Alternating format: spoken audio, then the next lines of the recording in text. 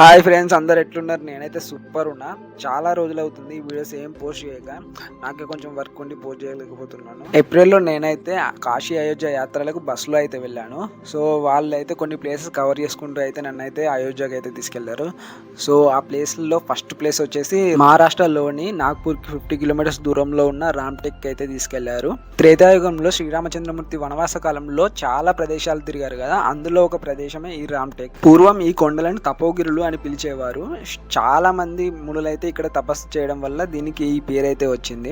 వనవాస కాలంలో శ్రీరామచంద్రమూర్తి కూడా ఇక్కడ చాలా కాలం అయితే నివాసం ఉండడం జరిగింది. ఈ కొండపై అగస్త్య మహర్షి ఆశ్రమం కూడా ఉండేది. ఈ ఆశ్రమాన్ని మనం ఇప్పుడు కూడా చూడవచ్చు. అలాగే శ్రీరాముడు అగస్త్య మహర్షిని మొదటిసారిగా కలిసింది కూడా ఇక్కడే. ఈ ఆశ్రమంలోనే శ్రీరాముడు సీతాదేవితో కలిసి కొంతకాలం ఇక్కడ నివాసం ఉండడం జరిగింది. అండ్ మెయిన్గా ఇక్కడ శ్రీరామచంద్రమూర్తి అగస్త్య మహర్షి కోరికపై రాక్షసులందరినీ సంహరిస్తానని ప్రతిజ్ఞ కూడా ఇక్కడే చేయడం వల్ల ఈ ప్రదేశానికి రామ్టెక్ అనే పేరైతే వచ్చింది. రామ్టెక్ అంటే మరాఠీ భాషలో రాముని యొక్క ప్రతిజ్ఞ అని అర్థం వస్తుంది. ఈ టెంపుల్ ని స్థానికంగా గడి మందిర్, పోర్ట్ టెంపుల్ అని కూడా పిలుస్తారు. ఎందుకంటే ఇది కంప్లీట్ గా ఒక కోట మాదిరిగా ఉంటుంది ఆలయం. ఈ ఆలయాన్ని 2వ శతాబ్దంలో యాదవ వంశస్థులు అయితే నిర్మించడం జరిగింది. కానీ అనేక దండయాత్రల వల్ల ప్రస్తుతం ఉన్న ఆలయాన్ని 18వ శతాబ్దంలో నాగ్పూర్కు చెందిన రఘుజీ భోస్లే అనే రాజు అయితే నిర్మించారు. ఈ ఆలయంలో శ్రీరామచంద్రమూర్తి ఆలయంతో పాటు అనేక ఇతర దేవాలయాలు కూడా ఉన్నాయి. ఈ ఆలయ ప్రత్యేకత ఏంటి అంటే, ప్రతి ఆలయంలో శ్రీరామచంద్రమూర్తితో పాటు సీతమ్మ తల్లి అండ్ లక్ష్మణస్వామి ఉంటారు కదా. ఈ ఆలయంలో లక్ష్మణస్వామి అయితే శ్రీరామచంద్రమూర్తి పక్కన అయితే ఉండరు. లక్ష్మణస్వామికి సపరేట్గా అయితే ఇక్కడ దేవాలయం అయితే ఉంది. అది కూడా మనం ఈ ఆలయంలో చూడవచ్చు. ఈ కొండపైన అగస్త్య మహర్షి ఆశ్రమం ఉంటుంది. ఆశ్రమంలో మనం ముఖ్యంగా చూడవలసింది అఖండ దీపం. ఈ అఖండ దీపం శ్రీరాముడు ఇక్కడికి వచ్చినప్పటి నుంచి వెలుగుతుందని ఇక్కడ పూజారి అయితే మాకు చెప్పాడు. ఈ ఆలయ ప్రాంగణంలోనే కాళిదాసు మేఘ సందేశం అనే కావ్యాన్ని కూడా రచించారు. దానికి సంబంధించిన చారిత్రక ఆధారాలు కూడా ఇక్కడ ఈ గోడల పైన లిఖించబడి ఉంది. ఈ టెంపుల్ టైమింగ్స్ వచ్చేసి మార్నింగ్ 7 నుంచి సాయంత్రం 7 దాకా అయితే ఓపెన్ ఉంటుంది. ఇప్పుడు మీరు చూస్తున్న ఈ ఆలయం శ్రీకృష్ణ మందిరం. ఈ మందిరం వెనకాల జీవ సమాధిలో ఉన్న మునుల యొక్క సమాధులను కూడా మనం చూడవచ్చు.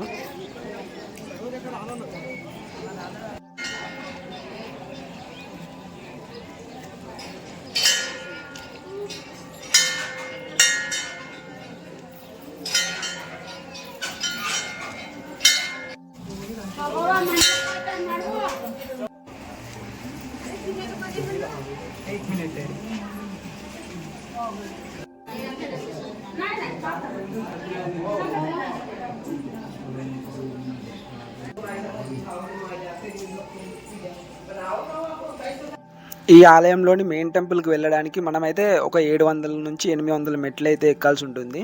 అండ్ చాలా దూరం నడవాల్సి కూడా ఉంటుంది.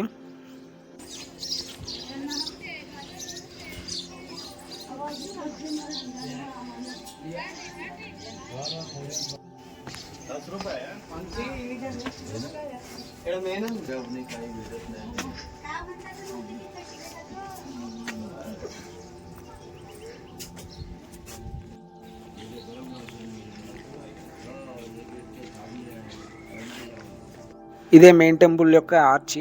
ఈ ద్వారం దాటితే మనకు మెయిన్ టెంపుల్ వస్తుంది.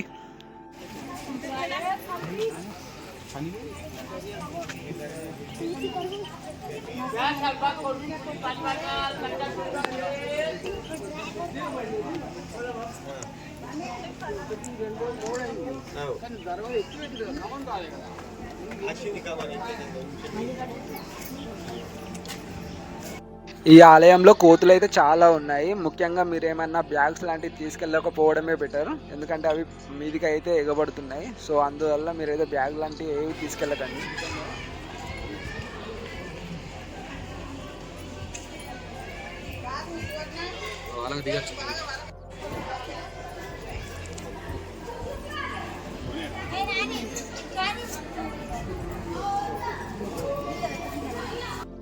मैं बहुत रहा हूँ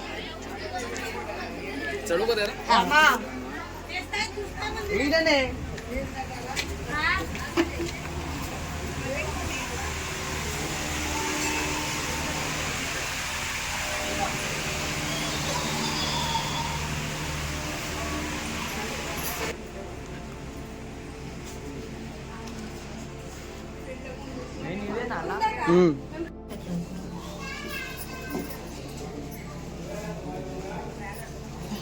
హలో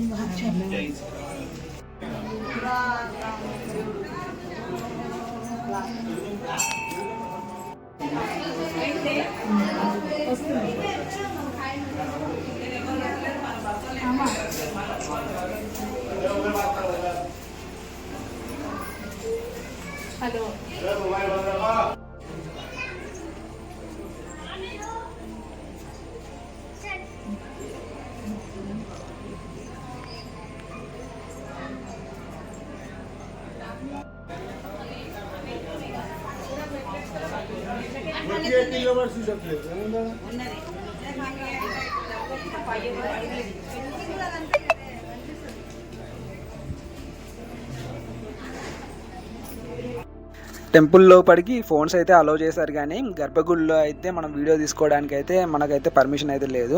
సో వాళ్ళైతే అక్కడ ఉన్న వాళ్ళు అయితే చెప్తారు ఫొటోస్ వీడియోస్ తీయద్దని. టెంపుల్ బయటకు వచ్చినాక మనం వీడియోస్ ఫొటోస్ ఏవైనా తీసుకోవచ్చు. ఇది టెంపుల్ పైన వ్యూ. ఇక్కడ నుంచి మొత్తం మనం రామ్టెక్ టెంపుల్తో పాటు మొత్తం ఆ ఊరిని కూడా మనం చూడవచ్చు. మొత్తం టెంపుల్స్ ఇవన్నీ అక్కడ కనిపిస్తాయి మనకు టెంపుల్ పైకి ఎక్కితే.